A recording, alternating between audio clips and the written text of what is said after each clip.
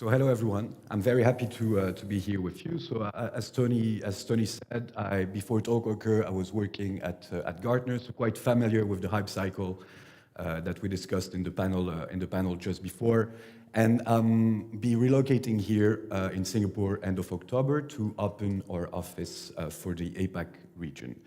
So I'll be heading that region for Talkwalker, and Talkwalker, what we do is very simple. So we're a social listening and analytics company, and we empower brands and agencies, and we help them optimize the impact of their communication efforts. And so what we do here is quite simple. So we track every piece of content related to a brand, relating to a product, to a competitor, to an industry.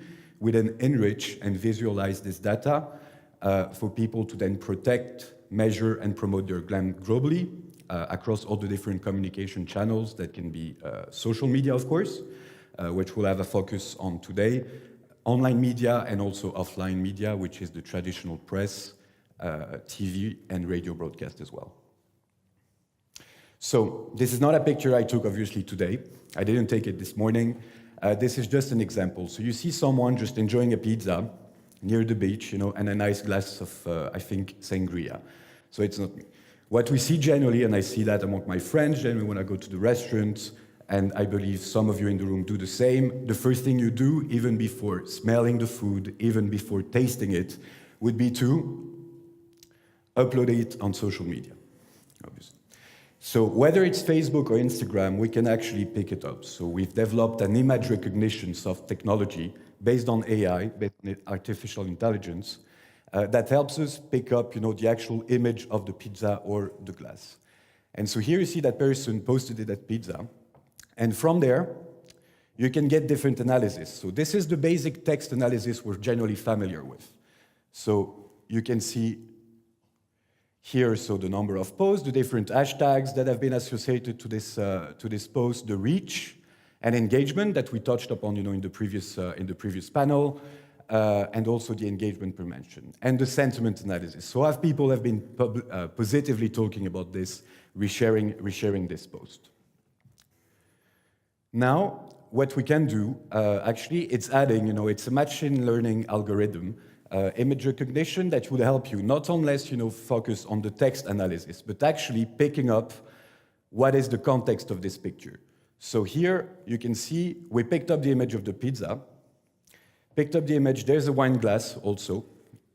Where is the scene? Where is it happening? So it's a coast. Clearly, there's a bridge in the background, and we're outdoor, not indoor. So this is by applying different algorithm, to this particular post that we can get this information. So basically understanding, something on another layer than just basic text analysis. Here, what you see is basically, okay, all the those pictures of pizza that we picked up, is there an indoor or outdoor split? So clearly, most people, uploading a pizza have been consuming them, in bars or restaurants. Also the themes, so there's clearly, inside, there's a person generally next to it, meaning that people are generally enjoying those pizzas with someone else, and also for some of them, also in an outdoor scenery, such as a market. What are the objects associated to this? So obviously the pizza being the first one, a person, a dining table, and so on. So what does it tell us? So this, analysis, this technology helps us actually decode the consumer behavior. So how are people enjoying pizzas at the moment? So this is what you can get as information out of just us taking a picture of your food, then sharing it on different social media. Businesses can then understand, or market research companies can then understand what is the behavior. How are people enjoying their food, in this case, a pizza? So the question that we should now ask, is it just interesting or can it be useful? So can companies take advantage of this? Can they leverage those technology to their advantage? Can marketeers, market directors, communication directors use this also to their advantage? Can we leverage this technology into getting something that would be applied into the business perspective? So what we'll do is that we'll go through a use case. It's one of our clients, this is what they've done, using specifically this technology. So it's Bella Brava, so it's a startup in the food and beverage sector in Italy. And what they want to do is promote healthy diet, healthy food, but around, and I know that can sound a bit weird, but around what is the most traditional food, Italian food, which is a pizza. So there are very strong values around like packaging, creating very strong CSR initiatives also. So what they did is first they hired a digital consulting firm, Open Knowledge, to help them understand what is the behavior, how are people consuming pizza in Europe and worldwide. So the first objective that they had is basically they were very successful. They started in Venice, Italy in 2016. The next step for them was to open their new locations. So whether in Europe and on other places, they started first with Europe. So their consulting firm helped them identify the top 10 cities following a digital-first approach. And they did this using the specific technology that I just shared before, and we'll see, the different findings, how they did it, what was their approach, how did they filter down to specific insight that they could leverage to their advantage. So, first result, so this is Europe. So just tell you, there's not the numbers. So between January and August 2017, this is a heat map where you see the search that was done using the tool was image pizza. There were 450,000 images of pizza shared between January and August 2017 in Europe. And you see where the concentration is the biggest, obviously there. But you see all those, everyone has been sharing here an image of a pizza in this country, and now we're trying to understand, okay, this is a lot of pizza, a lot of people are eating pizza, but how can me, Bella Brava, take this and then decide, which location, to which city should I invest in first? So what we did then is that we applied different filters, so keywords, you see, that are actually linked and aligned to the company's, values. I told you they're very strong for healthy diet, healthy food, strong CSR, but also a lot of good values, according. So what they decided to choose is healthy food. So those are the different keywords that you have, so bio, clean eating, and so on. Also made in Italy. They're an Italian startup, they're an Italian company. They wanted to make sure that those values stayed and remained into the consumer's mind. Also vegetarian, so with those different hashtags, meat-free, vegetarian food, or vegan, which is something that in Europe, actually, and in America, most of the people have been talking about for the last 2-3 years. It's sometimes even difficult to find just like an ingredient in a supermarket that is not vegan anymore. I even actually found a leather bag, that was apparently coming from a vegan cow. So I don't know what that means, but this is apparently the direction we decided to follow. So those are text filters, so filters that decided to apply on top of all the 450,000 images that the tool crawled and picked up for them. So the funnel, so it's in Italian, I told you it's Italian company, so 450,000 images of pizza have been recognized by the tool in Europe over that period of 6 months.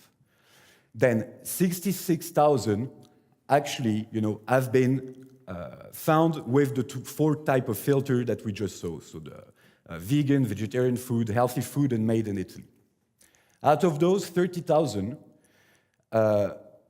represent 82 cities where there were more than 50 visuals of pizza. So out of those, everything, so in 82 cities, we could see people sharing at least 50 visuals of pizza, and that representing 30,000 images. So what we decided to do next is to focus on those 82 cities only.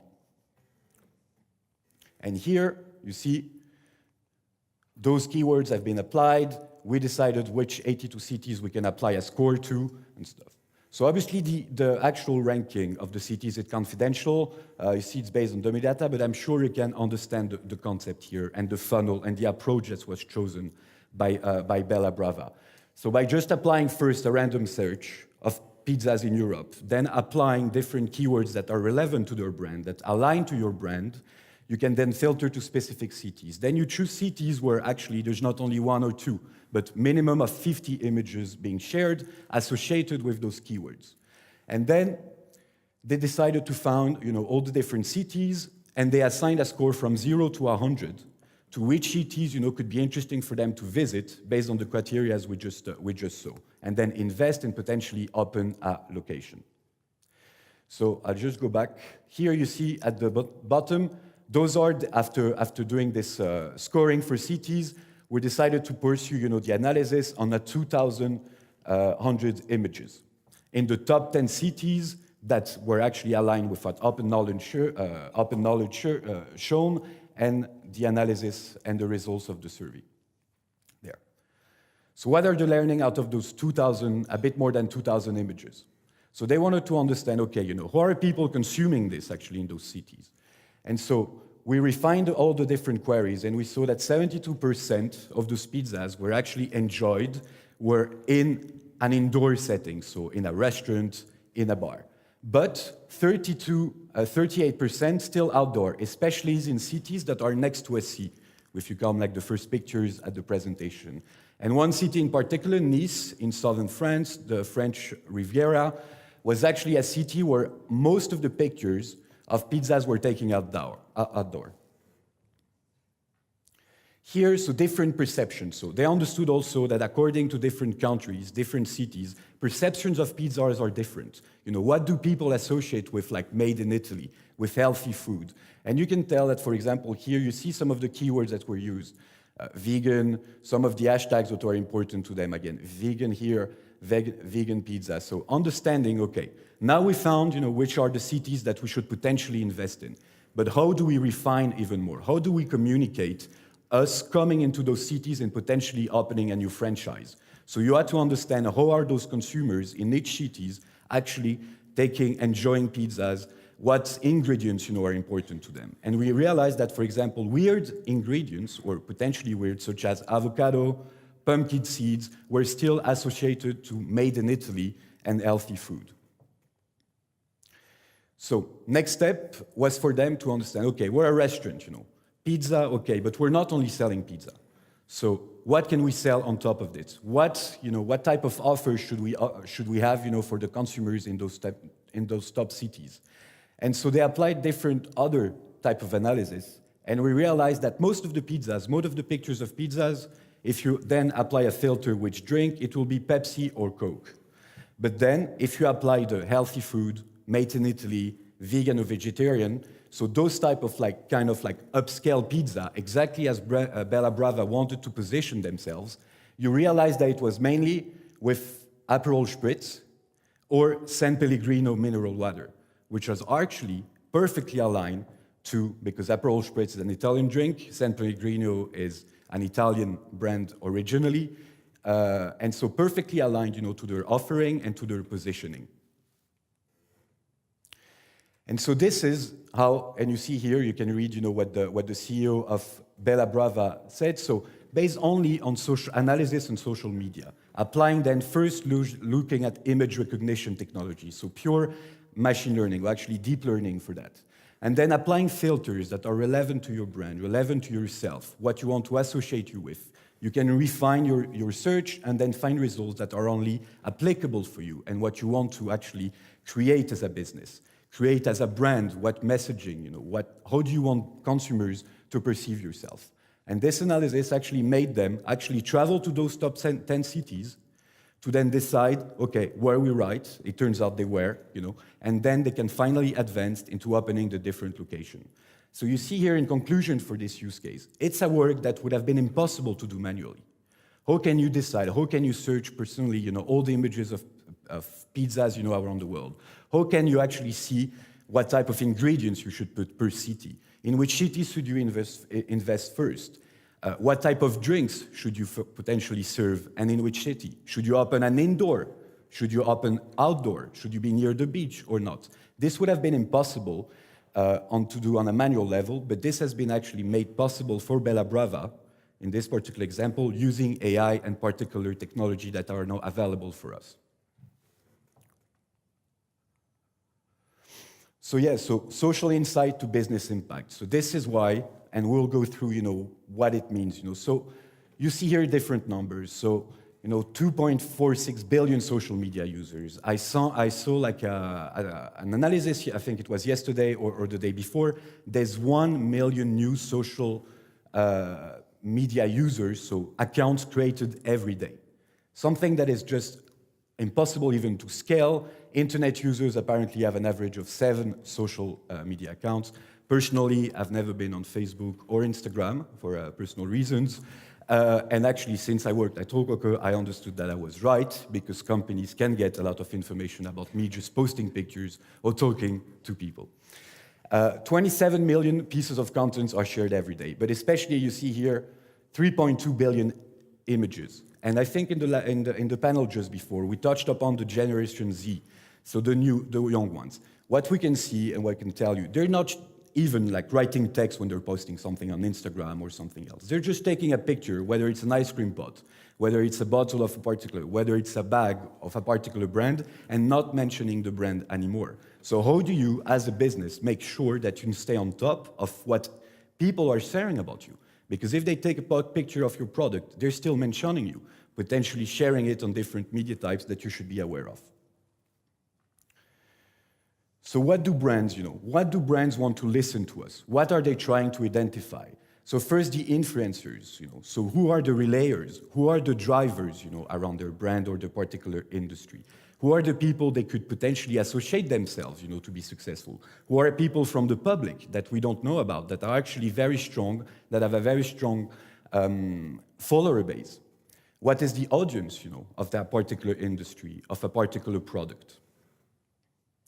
The second question is the what. So what are the messages? What are the trends around that product, around that industry?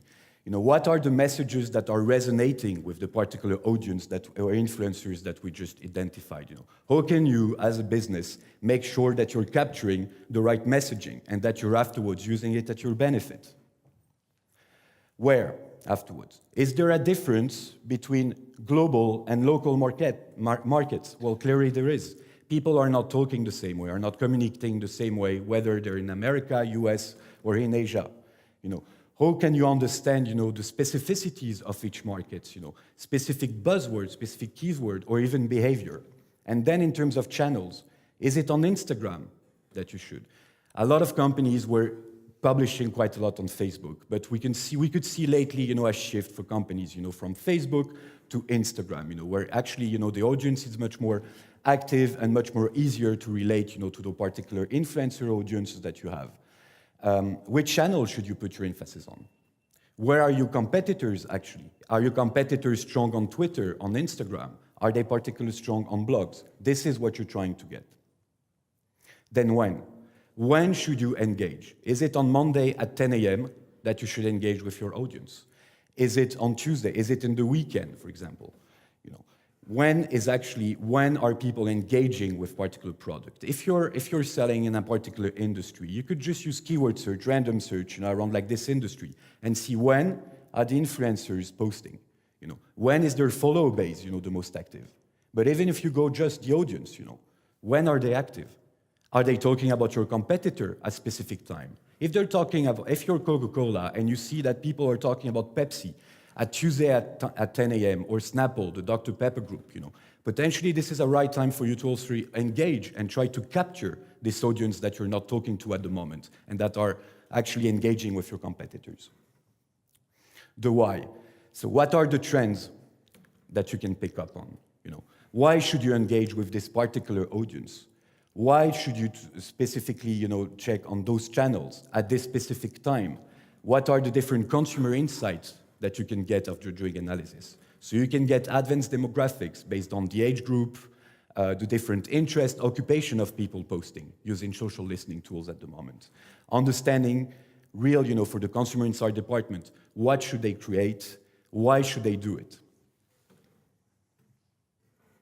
So this is a framework that we developed. So I told you earlier, so we specialize in, social, online, also traditional media, and trying afterwards and making sure that our clients can optimize, the impact of their communication efforts around 3 main pillars that are protect, measure, and promote. So this has been developed with the different users of Talkwalker and social analytics tools. So I believe that when you see those specific, buzzwords, whether it's in protect, what do you want to do? You want to look at your brand protection. You want to manage the reputation of your brand of your product or of your executives. Measurement, so what is actually working, Is my PR communicating the right way, Are people actually aligning themselves, to what I say and how I say it? Is my social activity, the right one? Am I doing actually the right things? Can I measure through proven framework, if the way I communicate to people is the right one? And then promote. Every brand wants to promote themselves, promoting the right way. Some of them, would use some, let's say, bold approach, such as Nike recently, using the NFL player. It turned out that it was an incredible success, even though President Trump or a lot of people said this was shameful and that they should retract themselves. We still saw, I think, an increase in 30% of the particular product using the Decode. So how do you promote yourself? Well, we saw the different questions, brands are trying to answer by listening to people on social and online media. Well, this is, content ideation, consumer insight, competitive intelligence, extremely important. What are your competitors doing? How can I replicate the successes, of my competitors to my advantage? So this framework has been designed, based on what people using social listening and analytics tool, want to actually get information on. So take the most from technology. So we heard about it from Gaurav just before in the panel. So AI, machine learning, deep learning, those are buzzwords, but the technology is there. There's been several investments and massive investment done, and we saw it in the use case. You can just be a company, look at specific image recognition to get the proper actionable business insight that you can take advantage of your company, and knowing in which area, in which city you can even open your first franchise. So this is one bit. And then afterwards, all the different specificities that you have. So we saw the different keywords, or we can call it Boolean operators. You can do searches, for example, just on, source country, Singapore. You can just do that as a search in the tool, and then pick up all the different conversations happening now, 30 days, 1 year ago in Singapore, understanding what are the trends, what are the themes, popping. So obviously, I did this search, I think, yesterday. We could still see, in the last 7 days, a lot of conversations around the Formula One Grand Prix. When we saw in the celebrities mentioned that actually Vettel was the one mentioned the most in Singapore, even though he didn't win. Same for Scuderia Ferrari. People in Singapore mentioned Scuderia Ferrari much more than Mercedes, even if they lost. And this is just by looking, for example, at what people are saying in Singapore. And then afterwards, we apply different visualization processes. Visualization for a company to be able to use that insight coming from AI and then specific filtering key options to then have reports, dashboard that you can use to advantage, actionable insight, for your colleagues, and the company in general.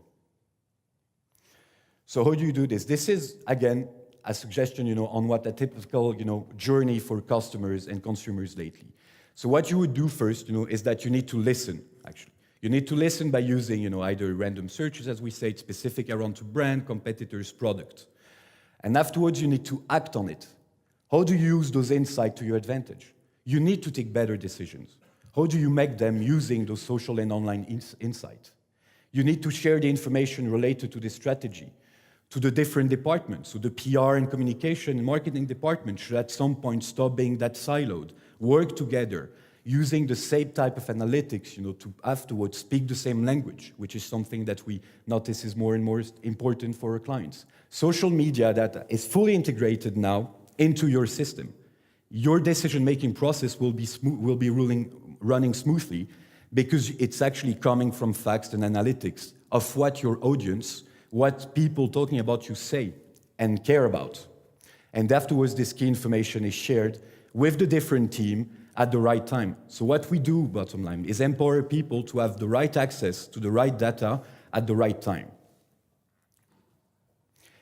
Obviously, This is something that is quite obvious, but companies should take an approach that is relevant to their own side and digital maturity. There's nothing, if you hear, yeah, this has been working for everyone, it's impossible. Everybody should first look into itself, what have we been doing well, on what can we improve, which is a very open and transparent conversation among the different departments of the company. Something that is not always easy to do, but something from which you would take an incredible benefit, actually.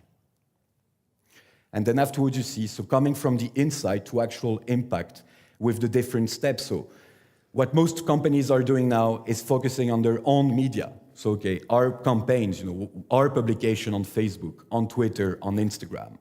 Afterwards, earn, so what are people talking about me, So it's not me creating the content, it's my audience, or just like creating the content for me, I can get the metrics from this.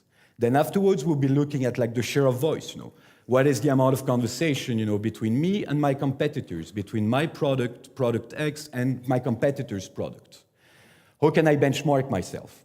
Then what's the reputation? What about the reputation of my company?